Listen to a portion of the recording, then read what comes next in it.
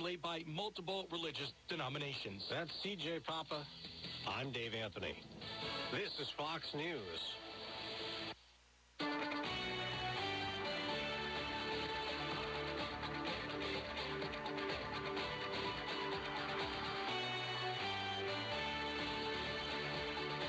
It's time for WPTV's First Alert Weather from the WPTV News Channel 5 newsroom. Now with 7 meteorologists covering the Treasure and Gold Coasts 24 hours a day, 7 days a week. Now here's WPTV's First Alert meteorologist. A dry day with mostly sunny skies this Wednesday afternoon as temperatures heat up into the mid and upper 80s. It has stayed mild again tonight with the mid and upper 60s and a few clouds. Tomorrow's highs once again in the mid and upper 80s, staying dry through Thursday and even Friday, both afternoons with mostly sunny skies. Heading into the weekend, temperatures will heat up into the low 80s. I'm WPTV First Alert meteorologist Jennifer Correa for WSTU 1450, Martin County's Heritage Station. You are listening to WSTU, Stuart, Jensen Beach, Hope Sound, Martin County's Heritage Station. It's time now for the Casey Ingram Show on WSTU. The opinions expressed are those of the program host and guest and not necessarily those of WSTU. WSTU does not endorse products that may be mentioned. Any reproduction or retransmission of this broadcast is strictly prohibited without written consent of WSTU. It's time to call in with your questions and comments at 220-9788, 220-WSTU. And now, here's Casey Ingram. Welcome back on another fine Wednesday here on the Treasure Coast, and we have a great show on tap. Reserved the whole hour to have Miss Jamie Bond, and she is with Place of Hope. And Jamie, there's going to be so many updates. I had the opportunity to go to one of Jamie's meetings a few weeks ago, and it was incredible, all the things that is going on with Place of Hope. So we're going to catch up with her in just a second. But before we do, I want to thank my sponsors, of course, the Fish House Art Center in Indiantown Marina. Indiantown Marina is one of South Florida's best boat storage facilities located inland on the Okeechobee Waterway. They are a very well-protected hurricane hole, and unfortunately, we're going to be thinking about that before too long. This is our last Wednesday in February already. But they are also a do-it-yourself and full-service boat yard, so if you need any bottom paint done, electrical, mechanical, and I always joke every week, if you have a boat, I know there's work to be done. So a great place to do that is Indiantown Marina. Give them a call at 772-631-3272. Again, that's 631-3272. Also, don't forget about the best kept secret in Martin County. We have our friends coming in for spring break, and it's a great place to take friends and family, and that is the Fish House Art Center. It's located in the Pocket in Port Salerno. You can come by boat, car, or stroll the boardwalk. Also, they have a marina, so you can come by boat. They feature local artists, Airbnb, art gallery, boat charters, marina, and a craft and creamery. It's really something for the entire family because they have the craft beers, wine, and 24 flavors of ice cream. You can rent bikes, you can rent paddle boards. It's just a fun little place, so make sure to check them out online, thefishhouseartcenter.com, or give them a call, 772-221-5482 if you want some more information. And also, Commercial Mortgage has been in the industry of small balance corporate finance since 2003. Their focus is on equity, new debt solutions, challenging corporate foreclosures, and debt restructures. Commercial Mortgage never charges a front fee or deposit, and consultations are always free. Areas of expertise include hotels, marinas, office buildings, restaurants, apartments, multifamily, condos, golf courses, home builders, land development, including new and repurposed developments. Give them a call at 561-310-5295. Again, that's Commercial Mortgage LLC, 561-310-5295, or visit them online, commercialmortgagellc.com. Also want to remind everybody there's a great gala coming up. The NAACP of Martin County has the Freedom Fund Gala. It's Saturday, March 11, 2023. It's going to be held at the Marriott Hutchinson Island Beach Resort, and their marquee speaker is Cheryl Campbell. She's the Assistant Secretary for the Administration for Health. So it's going to be a wonderful gala. I know that tickets are selling out really fast, so you'll definitely want to give them a call today. And I am looking for the phone number, Jimmy Smith, 772-215-2411, or Thelma Washington, 772-215-2411. 283-6321. And that's going to be a lot of fun out there at that gala. And next week, I want to let everybody know, before we get to Jamie, Eric Miller's going to be back on, and he's been doing some reconnaissance with the Brevard County Republican Club, Robert Burns, Kenny Johnson situation. Robert Burns is the man who claims he was Guyton Stone's campaign manager, and he has just been charged with 2 felonies, corrupting, influencing voters, among 116 total charges.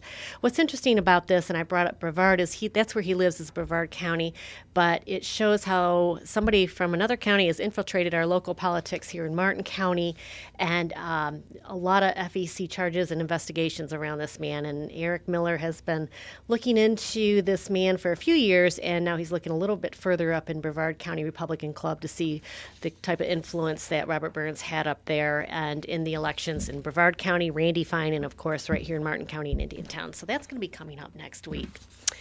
So now we get to talk about Place of Hope. Jamie Bond is the Director of Advancement who's been with the Place of Hope since 2015. She's a member of Impact 100 of Martin County and board member of the Human Trafficking Coalition of the Treasure Coast. Place of Hope is a faith-based state-licensed organization providing programs and services to children, youth, and families to end the cycles of abuse, neglect, homelessness, and human trafficking in our local communities. Place of Hope is the largest, most diverse children and families organization spanning Palm Beach County and the Treasure Coast. Their goal is to help those who serve by finding healing and restoration, leading to a brighter future. Place of Hope's mission is to provide a stable and loving environment for children, youth, and families who are hurting. We're committed to meeting desperate needs in our community by sharing God's love and placing hope in their lives, one life at a time. Since 2001, Place of Hope has served with the generosity of supporters over 20,000 foster children, homeless youth, families in transition, and human trafficking survivors. 600 plus sibling groups were kept together. That's so huge and so important.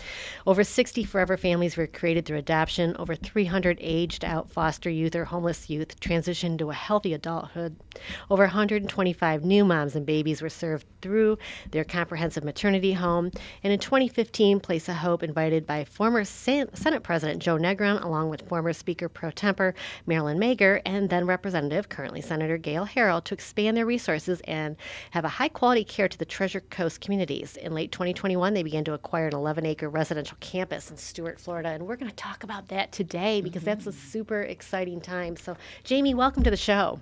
Thank you for having me. You are good. Oh, well, thank you so much. Not your first rodeo, is it? Not my first rodeo. Not today, anyway, right? But, Jamie, when we were talking a few weeks ago, it's just absolutely incredible. And I want to start out with this Stuart campus because this is super exciting. So I'd like you to go back, tell us all about this campus, how you acquired it. 11 acres is fabulous. Absolutely. And tell us a little bit about Place of Hope because it's not just Martin County. Correct. So Place of Hope as a whole, and you did a fantastic job of recapping really who we are as an organization. We're celebrating 22 years this year, going into our 23rd year in May. And we have been serving Palm Beach County, and then we were invited up into the Treasure Coast in 2015.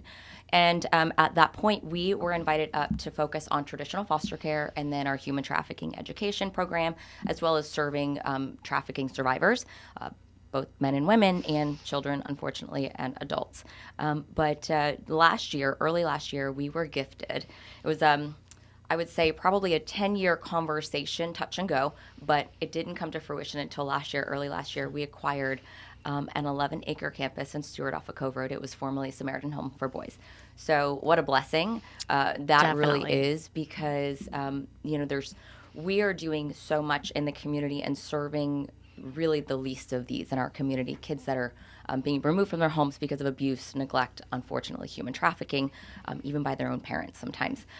They are coming from egregious situations, and there's a lot of different levels of care and services that they need. So before we had this campus, we didn't have the campus model, the neighborhood residential foster care that we have in Palm Beach Gardens, and honestly that we're known for a lot in Palm Beach County. So acquiring this campus has been an incredible blessing, and to be able to purchase 11 acres right now would be just insane.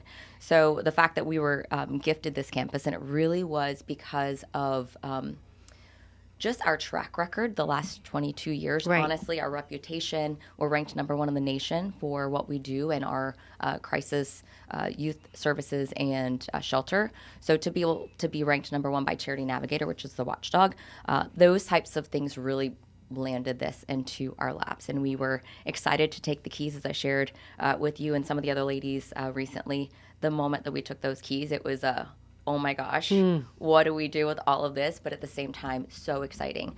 So we have programs that we have been operating, one of which since 2006, and then the other one since our inception in 2001.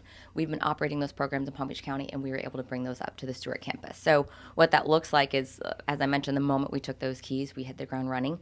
To be able to operate our Shade Tree Family Outreach Program, which to date this year, just in the last, we're at February 22nd, 3rd. Right, I think So just in 2.5 months, we've already served 1,000 children, families, and youth in that program. incredible. So our Over Shade Tree 1,000. Family Outreach Program is outside of residential services and care. So this really is taking those families that are in desperate need of material support, whether they're in the child welfare system or not. They're touching the welfare system. Possibly, maybe DCF is investigating mom or dad. They need some material support to be able to keep those kids in care.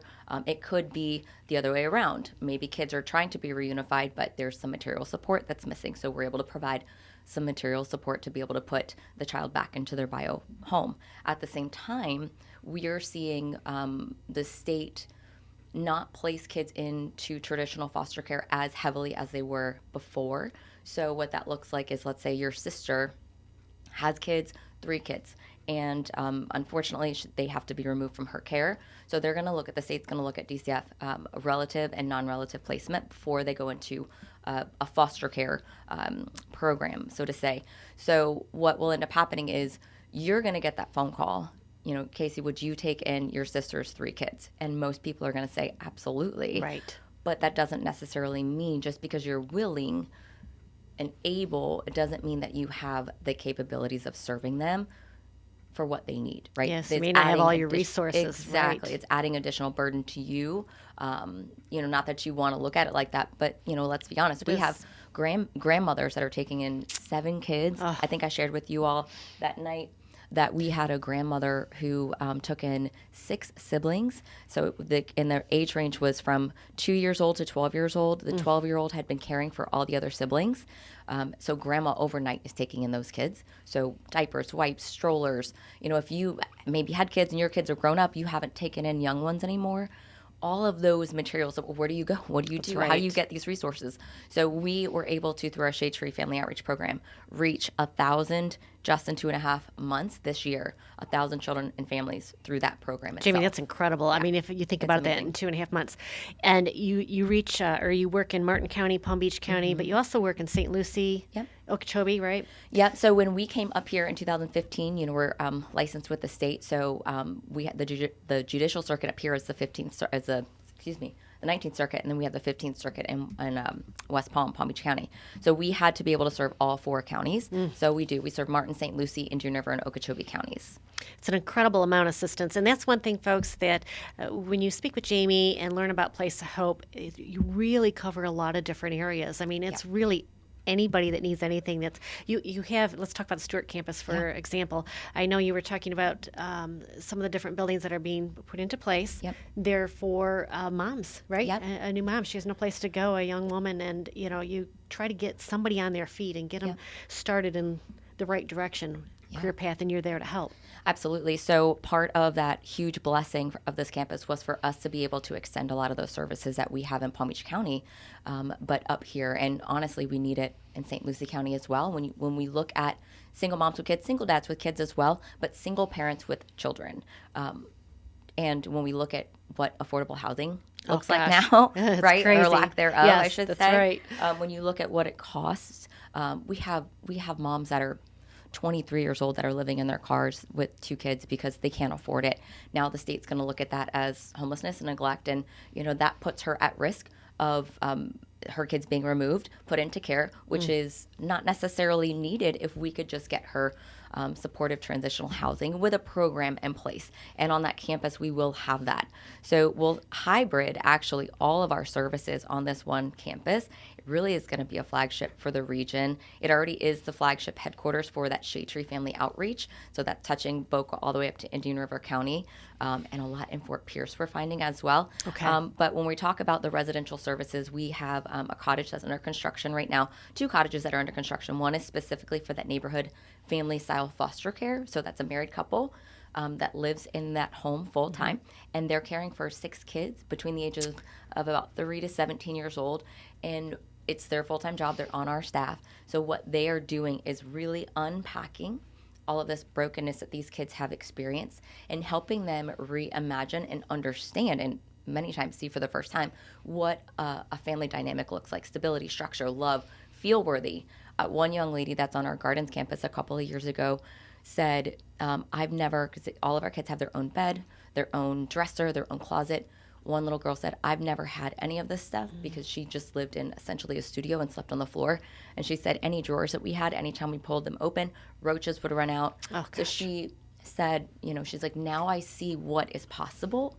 And it gave her excitement to know that she doesn't have to be defined by where she came from, that there's stability and structure and there's a path for something so much greater. So that's our neighborhood family style foster care. And then also next to that is our Mommy and Me cottage. So that's the red house that's under construction. That is the Berlin Family Foundation is what making that possible. So Mommy and Me is young ladies who either are newly moms or coming into care with kids and really need that second level of support. So they're not in foster care. They're not under 18. They're over 18. They have kids in their care. They're not ready to be completely independent yet because maybe they didn't have some of those structures in place. So again, coming alongside them, helping them be a mom, teach them how to be a mom, life skills development, helping them with schooling and any other services that she needs, while also developing into a young lady, being productive in society, and then being a good role model for her kids, right? So coming alongside and doing that. And then the third component of that, and those are the buildings that we talked about on the site map for that campus, we'll end up having 4 where approved county commissioners have been fantastic, and we love our Martin County commissioners, and they have approved all of the site plans and everything that we want to do. So we're in the middle, I'd say even more than that, we're just over 85% of an $11 million capital expansion campaign, phases 1 and 2. So part of phases 1 and 2 include 2 buildings that are specifically for aged out foster youth, otherwise homeless youth, so kids that are 18, 19, 22 years old, that maybe should have been in foster care, didn't have the support that they needed, couch surfing, homeless. We've even had some youth on our Boca campus who were in school and college, and when COVID hit, they had to close the dorms and they didn't have anywhere to go. They became homeless overnight. And that's not something that we think about all the time, but and they're good kids and they were doing well, but now they're homeless. Right. So we're able to get them housing. So those 2 buildings, once it's all complete, we'll have 4 buildings. It will serve 64 young adults, single moms with kids, human trafficking victims and survivors, anyone that needs those supportive services that's willing to be a part of a structured program, because it's not a handout. Nothing that we do is a handout. It's all about a hand up. And we consider ourselves seed planters every step of the way. We have kids that are coming into our care that are newborns, all the way up to, I think our oldest right now is 26 years old.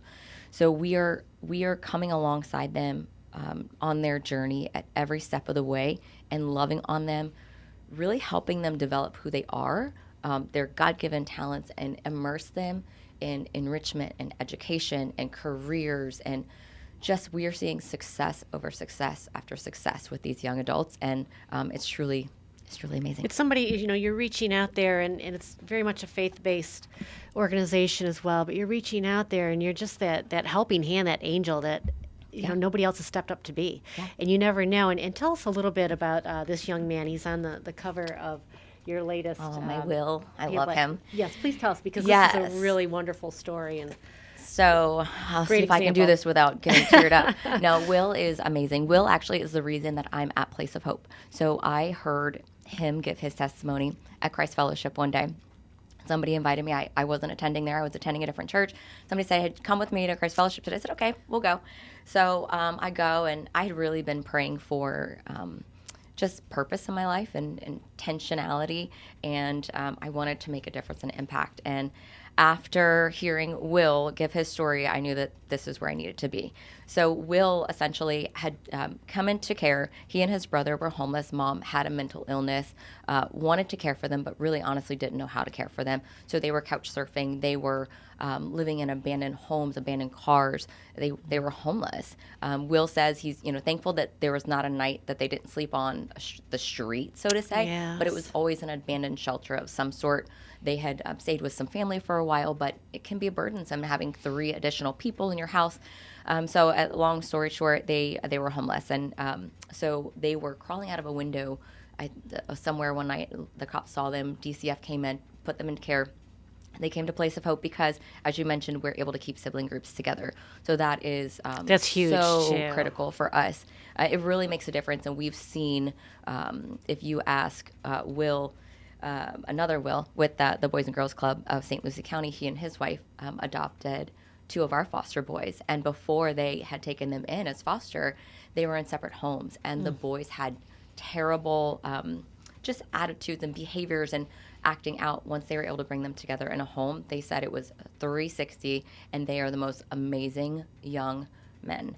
I so would think, Jamie, it's critical. For kids at that age, and you've lost pretty much everything, and then you don't even have each Right. other. It's like the one thing you ought to be able to You count on wanna is be each able- other. Right. Yeah, I mean, So- my brother is a pain in my neck sometimes, but But I he's could always never. there. I could not. No, I love him. But so Will and his brother were able He was to the stay photographer together. the other night, by the way. Oh yeah, that's right. He was the bartender. And bartender. Yeah. So Will and his brother came into care, and then Will was able to go to Jupiter Christian because of a scholarship. Because some of our donors, amazing supporters, again, immersing them in the education. So Will tested, put him into Jupiter Christian. He got a scholarship to play football to Southeastern University. He graduated with a high GPA and just soared from there. And he was able to go to Southeastern University. He got his degree. He got his bachelor's and his master's as well in social work. He started to volunteer for Place of Hope while he was going to school. So he would come back over the summer and volunteer with our boys in our shelter and say, look, I know exactly what you're going through because I was there. It's possible. There's a way out. What Sit an with Place example. of Hope. Yeah, exactly.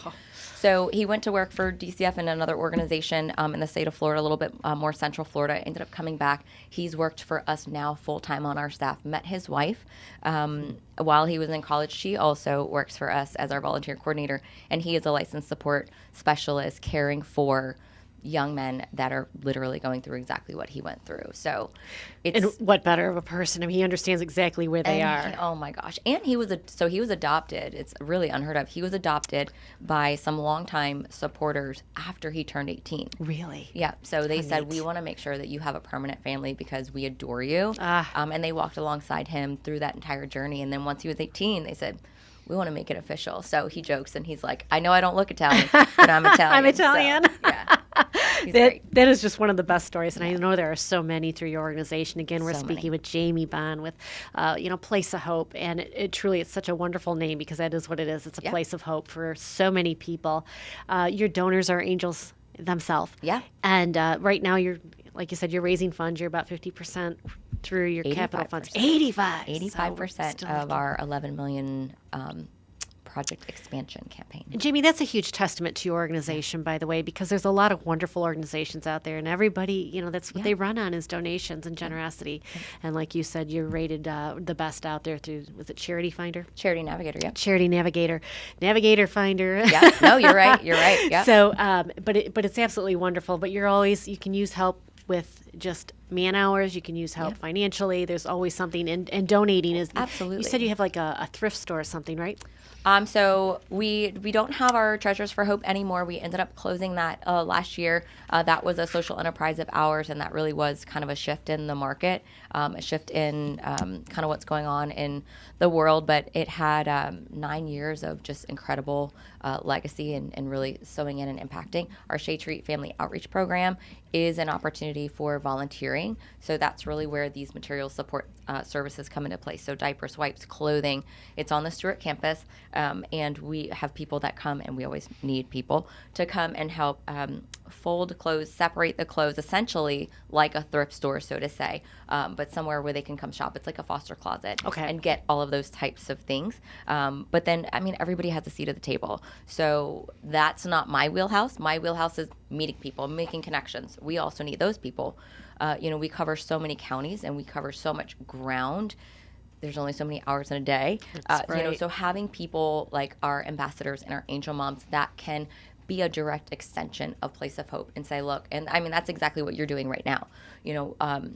There's this great organization, they're impacting. Just give them a few minutes. You need a little bit of time with them, whether it's coffee, lunch, dinner, breakfast, it doesn't matter. Getting in front of people and being able to hear what interested them about, whether it's foster care. For me, it was human trafficking. That was my entry point. I heard about Will. Human trafficking was why I was praying those dangerous prayers to figure out what is that purpose in my life. It's meeting people. If you can write a check, fantastic. But not everybody can do that. Right. But some people, like Jamie Schwartz, who you met that night, she is working on a party with a purpose. So she knows people who can write checks. So she's going to do a tango night. We're actually meeting this week at Gilbert's Coffee across the street to talk a little bit about that. So she's going to host a party with a purpose. She's going to have a whole bunch of people, and her goal is to raise money for this Ambassador Impact Cottage itself. So that's one naming opportunity for the whole community to come together. $200,000 for that particular Impact Cottage, and that'll be for two single moms with kids in that particular cottage. So Jamie says, I want to raise, say, $5,000. It could be $10,000, whatever her goal is to go towards that $200,000. She says, well, I'm going to do it because I love tango, and I know a lot of people who like tango. Apparently, I'm going to have to learn how to tango, but that's okay. It's for the kids. It'll be fun. It's for the kids, yeah. Line dancing I like, so she said it's similar, so we'll go with it. So taking that and utilizing it as a vehicle to meet people, raising some money and saying, hey, Casey, if you come, sponsor me, or you come dance or whatever it is, help me get to my goal. So that's what she's doing. So there's so many different ways. Making meals for families. One of the other ladies you met the other night, Cassidy, she lives in Tequesta, so she wants to support the Gardens campus as well as the Stuart campus and make meals for the families. If you have kids, wonderful. if you have 6 kids in your home, think about the ones with the boys and they're all in sports and something. The last thing you want to do when you come home is make a meal for 6 growing boys and yourself and your spouse. So making meals for families is huge too. There's just something for everybody Absolutely. to do. I mean, whatever you want to do, you can definitely use their help. Talk about the Angel Moms a little bit. Yeah. That's something you're starting to ramp up again, and Jamie had reached out, and I said I'd love to help. And part of it's doing what we're doing now, like you said. Exactly. Letting everybody know about Place of Hope and what you can do to possibly help. Exactly. So Angel Moms, it's kind of what I touched on a little bit earlier. It is just, I shouldn't say just, it's an amazing group of women. Guys are involved too, but typically it's a lot of the ladies, and they are really used to be like an army of people collectively getting together and helping us reach people that I don't know but need to know, helping be that extension and be that ambassador and be angels to those people in the community who need our support. A lot of different things that they can do, again, making those connections, hosting parties at their house and just letting me come talk to people. It could be very intentional and strategic. It could be a little bit more loose. It really is whatever works. Like what we did at Sarah's house, it was a little bit of structure, but a little mingling, beforehand, and then just chatting. And it gives me an opportunity to spend time with people and really hear what's on your heart and to be able to share with you. Because we do so much, I could talk all day long. I mean, an hour is not enough time. I could talk all day about what we do. And it could be very cumbersome to try to, swim out of all of the different things that we're doing. But if I have that opportunity to really kind of drill in on, you are interested in human trafficking, or you are interested in single moms with kids, or early childhood development, so that neighborhood family style foster care is what I want to focus on. We can talk about those things. It's, Parties with a Purpose. It's the Ambassador Cottage. It's making meals. It really is just a fun name for people who are invested in Place of Hope and want to say, I'm a part of Place of Hope, and I feel like you should be too. I want to get the word out there. That's right. Yeah. This is such a wonderful organization, and and one thing I really like about it is it's wholesome, it's centered, and you're bringing faith, and you bring faith to the people that come there. If they don't want to participate, you're okay. Exactly. You're still going to help them. Yeah, exactly. And for us, it's our moral compass. It's right. Our moral compass. So our whole mission is to advance the kingdom of God for our children, and we said, even if we do all of this, and they said at the very beginning, Charles and our board said in 1998 when we first were incorporated, said if we do all of this for one, if we do all of this for Will, for just one, then it's worth it. Because what we're doing is we are breaking generational cycles of abuse, neglect, and poverty. We're rewriting legacies. We're rewriting futures. Will's younger brother is married with kids. Will is married. We have 2 other boys that were adopted by the Cannons that are now married with kids. And you are seeing these seeds being planted, and you're seeing such transformational growth happening. Right. It's like it's so much bigger than us. And it's hard to even understand it, but it's fantastic. But when you see it come to fruition, I think that's probably the only description you need, right? Yep, exactly. Just to watch it happen in front of your eyes.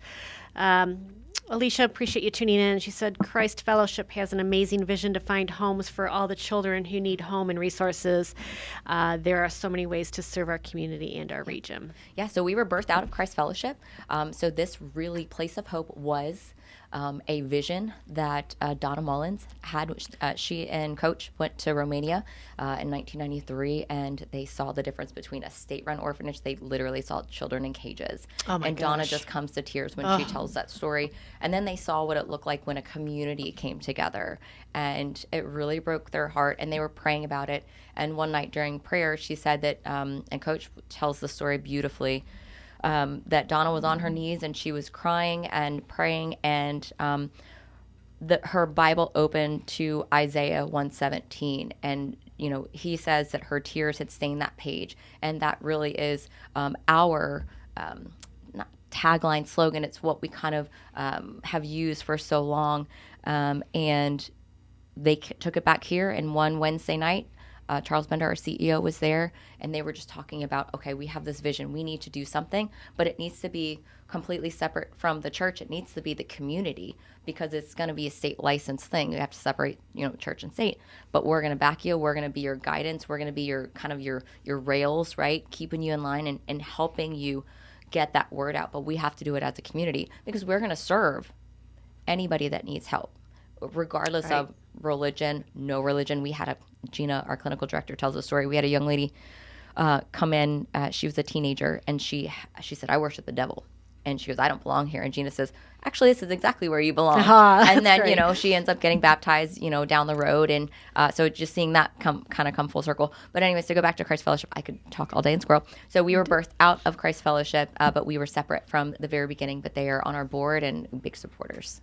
Well, I think it's really important to tell these stories, though, and you touched on it before, but when you bring kids in and even the young adults in to help, it's not just giving them a place and turning, they come in at 3 o'clock in the morning and party. That is not at all what happens here. It's to give them opportunity. Yep, absolutely. So for our young adults, those that are over 18, for the aged out, our Villages of Hope program is the official title.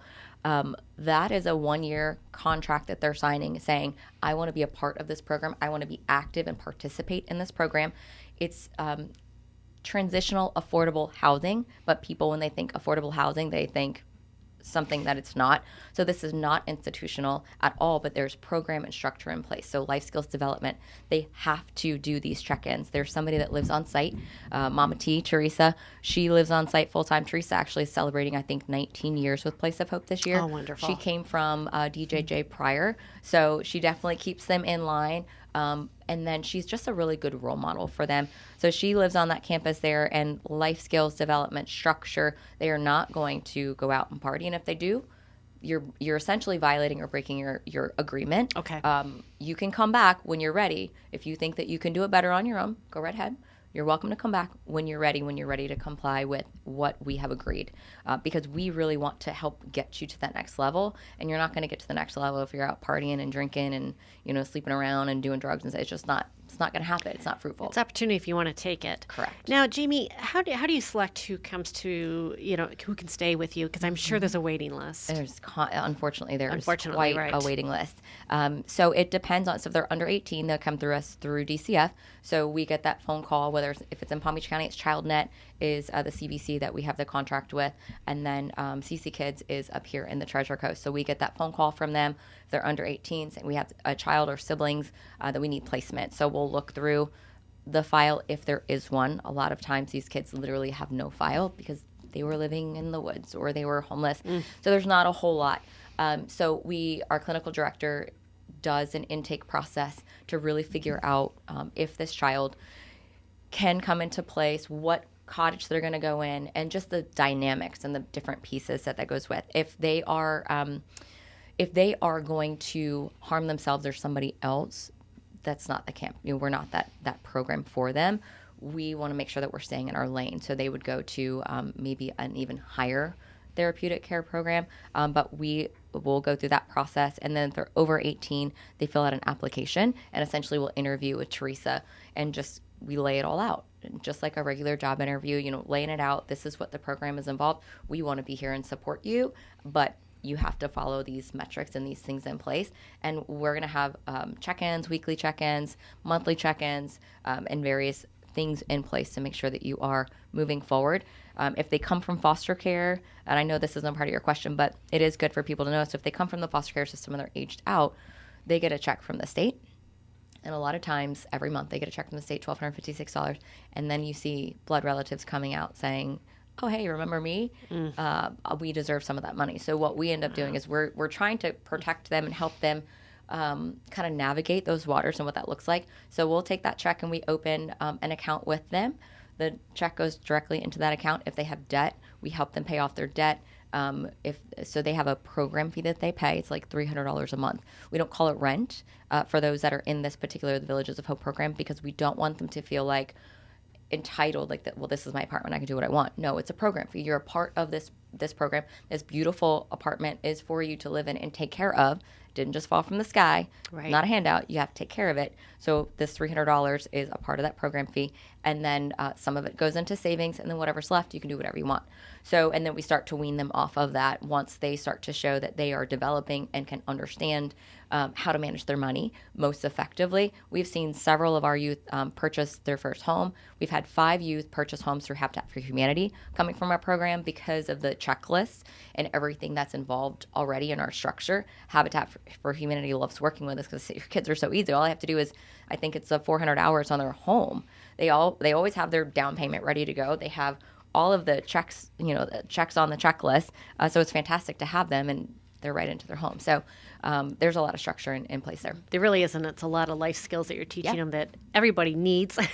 Oh, yes. And if you're homeless and you're not able to be in school, you just don't receive those skills. So there's so many things that Place of Hope does. Let me kind of go through a little bit about, your services here. We can start right through from your impact report. But you talked about this a little bit, neighborhood foster care. And that's just your families that are in touch with you throughout the neighborhoods. They can be anywhere, right? So that's the campuses that I mentioned. So we'll have one of those homes on the Stuart campus, and the Palm Beach Gardens, we have our Paxton campus. So there's 5 cottages on that campus. So it's actually a 10-acre campus that we built in a community. Okay. And those cottage parents live on site on that campus. It's a beautiful gated community. It does not look like a foster care facility. It's literally, I've had people pull up and ask if the homes are for sale. Isn't that something? Yeah. So that's where they live. So that's the married couple that lives in their home that cares for the 6 kids. That's the neighborhood family style foster care. Very nice. And then you talk about emergency placement, 7 Stars Cottage in Palm Beach County. 7 Stars. So that's actually where Will came in originally before he moved to a cottage, and that's where he also was volunteering his time. So the emergency shelter, I mean, kids are coming in. This is not like a 9 to 5, Monday through Friday. Kids are coming in at Easter in the middle of the night. We had 3 kids come into our care Easter morning that were removed from care. So at any time of the day, kids have to, and if sometimes there's not a particular bed available in our cottages, but we have placement in the shelter. It's a temporary place, but some of our kids actually thrive. We have found some of the harder to place young men who are a little bit older thrive in that particular setting. It's more shift staff work versus full-time live-in parents. Okay. But that's on our Paxton campus as well. And then we have one in Boca as well for young ladies. And for families that need assistance, you talked about the grandma or maybe an aunt, somebody that's taking in children to help them. Can you just help everybody, or again, is there an application there that you have to go through to determine needs? Yeah, so that's a great question, and it's something that we're constantly navigating. We don't want to, so to answer your question, it is pretty much for anybody that comes to us and says that they have needs. There's not necessarily an application process for that.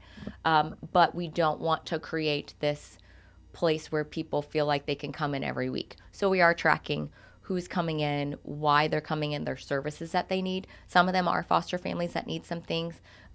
We just don't want people to abuse it, and we haven't seen that, and we really don't think people will. But it's about creating that relationship and then also helping to get additional services. So Rena with Elevate Hope, love her to death, love Elevate Hope. So if they come to us, if somebody in the community comes to us and we provide material support services, but then there's something that we know we could connect them with Rena or Bob Zacchia with Project Lift or somewhere else, or Madeline at Family Promise, if we can connect those other dots and other resources, we will. So that way we're really trying to, again, break that cycle so people aren't just coming kind of like a paycheck to paycheck thing, just coming to get resources. We want them to create stability, and we want to help. It's family strengthening is really what it is, and child abuse prevention. So we want to be able to strengthen that family, and we'll pray with them. We'll give them blessing bags. We'll get them resources. We'll get them what they need, but it's not going to be this cycle, revolving door. Every week you're in here getting something. What about those that need assistance with utilities? Mm-hmm. So that isn't anything that we would particularly offer. So we would reach out to somebody in the community to help kind of bridge that gap. This is what's so neat is all the organizations are working together. Yeah. You know everybody's strengths, and Yep. You're kind of like the center of the spoke of the wheel. And there's just so much help in Yeah. these areas, and Yeah. that's good to know. So if you can't help them, you can send them to somebody that will. Yeah. Before I go on with the other services, there's something I really want to touch base on, and that's what brought you to this organization in the first place, as you said. Something that I think that folks don't realize how prevalent human trafficking is here on the Treasure Coast. Can you talk about that a little bit? Absolutely. So, Palm Beach County is number 3 in the state, ranked for highest reported calls to the National Human Trafficking Hotline. And the state of Florida is number 3 in the nation. You could look at that as we have a lot more calls because there's a lot more of it going on, or you could also look at it as we are a lot more active in identifying it. I like to try to look at it both ways. But the truth of the matter is it's very prevalent here. It is happening. We have a lot of agritourism. Tourism drives our state. It really does. And we're so transient. We're a melting pot of people, and we have I-95, we have the corridors, we have the turnpike. It's so easy to get in and out of Florida and be invisible and be unseen. So human trafficking looks like a lot of different things depending on where you are. What it looks like in Martin County is very different than what it looks like in Riviera Beach and West Palm. There you're going to see gangs and street-based prostitution, and you're going to see, and you see that type of stuff on the streets sometimes. In Martin County, you don't see that as much. In St. Lucie County, in some pockets, you might see some of that, but you don't see it as much. So it could look like, domestic servitude. On the island, it could look like domestic servitude. It could be familial trafficking. One of the young ladies we work with, I've told the story a bunch of times, Savannah, she's from Orlando, but she's a survivor leader. She was trafficked by her parents at 11 years old, for $10 worth of crack cocaine. Oh my gosh. So some of these kids are being trafficked by their own parents. Some of these kids are being trafficked and then going to school and coming home to their parents, and their parents don't know because of the internet crimes against children and a lot of the different pieces. Essentially, what it is somebody that has a vulnerability and a bad guy exploiting that vulnerability, blackmailing that vulnerability and filling that need. So it could be a pimp, a Romeo pimp. We hear about these, women getting swept off their feet, and then, 6 or 8 months later, it turns around and they're getting, pistol whipped, or they're getting, beaten or whatever. Yep, that happens. It's massage parlors, it's nail parlors, it's country clubs, labor trafficking, sex trafficking. It just looks like so many different things. And that I literally could talk about all day long. We do education presentations throughout the community. So if anybody's interested in having an educational presentation, happy to do it. We can do it in a half hour. We can do it to an hour. I do an online class with Lynn University. I shouldn't say I do it. I present to Lynn University a couple of times a year for different classes to help them see what human trafficking looks like in their perspective and how they might be actually seeing it. And they just have to be turned on to seeing it. And Jamie, there's so many different forms of it, as you were saying. And you know, folks, I actually had Gloria Siddell in here a few weeks ago, and she was just talking about, you know, predators are out there, and they try to put themselves in situations where they can be around. If they're predatory towards kids, they'll be schools, there'll be coaches. Not that all coaches are bad, but you got to watch out for everybody. You do. And it's just some of the human trafficking shows I've done. I mean, they really pray. They look for somebody that might be a little shy or just not, you know, just little signs. And it's just they're experts in They're experts. and they're experts in what they do and trying to figure out what that vulnerability is. So, you know, if it's you had daddy issues growing up, can I be that savior and fill that gap for you? You know, you might come. People a lot of times think that it's just impoverished, and people think it's just one particular race, and it's not. And people also think it's only foster kids or homeless kids. It's not. I mean, we've seen kids from Wellington, we've seen kids from Jupiter Island, we've seen kids from rich areas with married parents and seemingly perfect home, but they still feel unloved. They feel like they're not seen by their parents, and they're searching for something else. And they're going to go find it. And that predator is going to see. Exploit it. Exactly, and exploit it. So it's just something that's out there. It's frightening. Paul, I'm sorry if I don't say your last name correctly, but I think it's Marcucci. He said, God bless the work you are doing, and please contact his, and this is for you. You can see it on the feed after the show. He has a Christian rock band called musicusa.com, calledmusicusa.com. And if you like us to provide music for any fundraising you may need. That's awesome. So Yeah, we're always looking for some really cool entertainment. We have a lot of different events, so I'll definitely reach You you. certainly do. Do you have any events coming up, by the way? We do. Hope Bash. It is sold that's a out, great which one. is amazing. Yes, Hope Bash. It's March 10th at Trump National. It's the Kentucky Derby theme, so we're excited for this one. Fun. And then our fishing tournament, we are working on finalizing our date, but it looks like it'll be June 2nd and 3rd. That'll be our, 8th annual KDW. Jeez. Last year, we expanded it to 3 locations. So we did our captains at Tiki 52. I'm going through all the Rolodex of events in my head. We did our captain's meeting at Tiki 52, and then we worked with our great friends at Harborside Place in Jupiter to do the actual dinner and everything and the auction. We had 3 weigh stations, one in Port Salerno, one at Palm Beach Shores, and then where was our third one?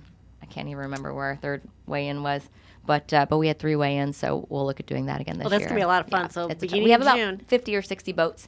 It's a ton of fun. Oh, that's a lot of boats. ton of fun, yeah. And it certainly is. And I'm sure they can go to your website. Yep. Tell me what that is. Placeofhope.com. There we go. It's easy to remember, placeofhope.com, and all the events are coming up there. So, and you always have, that's where you have wonderful donors and fundraisers at these events, and that's what keeps the wheels turning for the organization. So it's also very important. But let's talk a little bit more about a lot of the other areas that you service.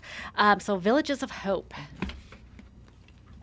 So Villages of Hope is our aged out, that 18 to 28 years old, aged out foster care or otherwise homeless youth, single moms with kids. So that's bridging that gap, that transitional, affordable housing structured program. So important because kids are still kids at 18. They really are, but they're considered adult legally. Oh my and goodness, so many organizations just don't help them anymore. Mm-hmm. So well, I mean, legally, once they're 18, if they're in foster care on their 18th birthday, 6 o'clock, they are no longer in foster care. Wow. And if there's not a plan in place, we saw statistically, and that's why we opened this program in 2006, we saw statistically within 12 to 18 months, 60% of these youth are going to be pregnant and homeless.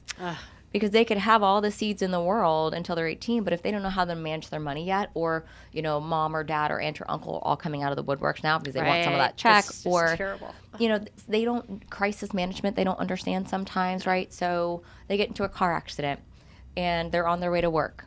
Are they going to stop and think, I need to call my employer?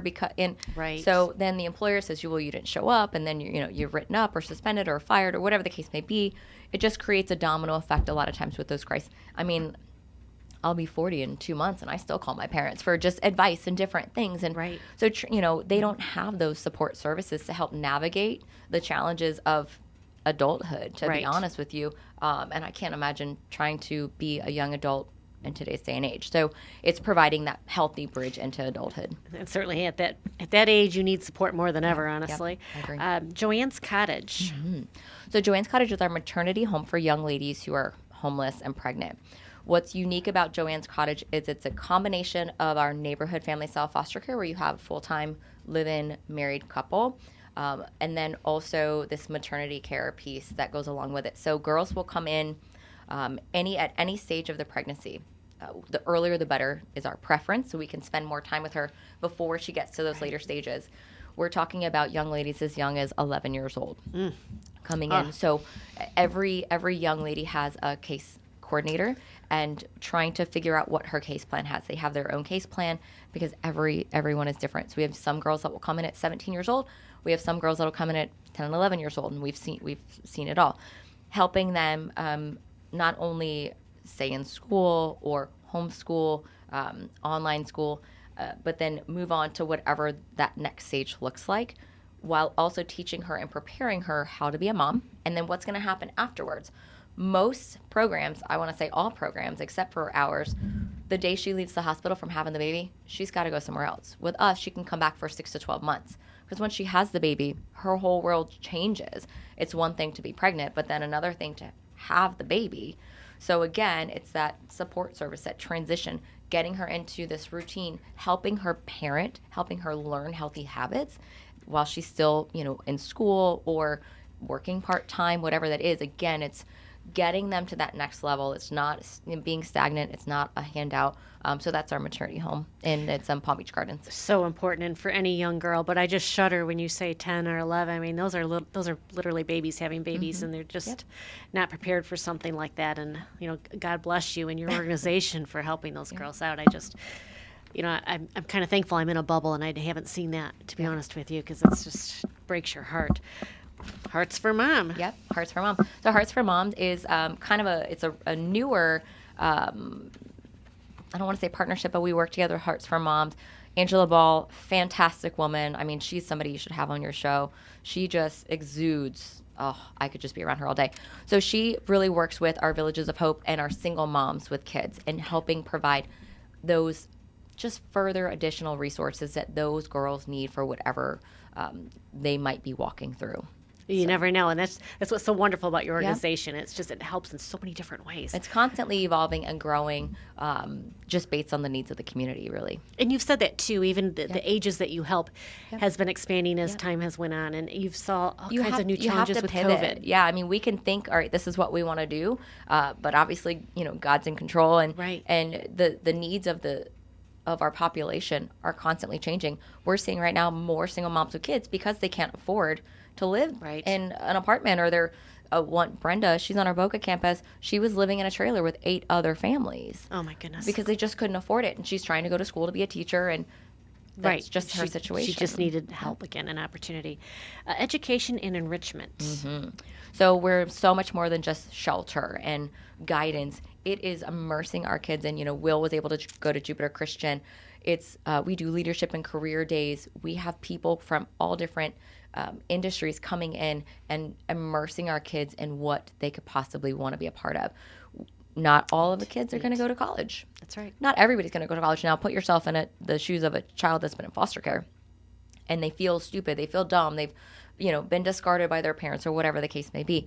A lot of them don't want to go to school, even though they get free state tuition. So we really still focus on vocational trades, HVAC, plumbing, all of those things. So we have folks that come in to the community and really love on them, but then walk them through what that looks like and where they can go from there.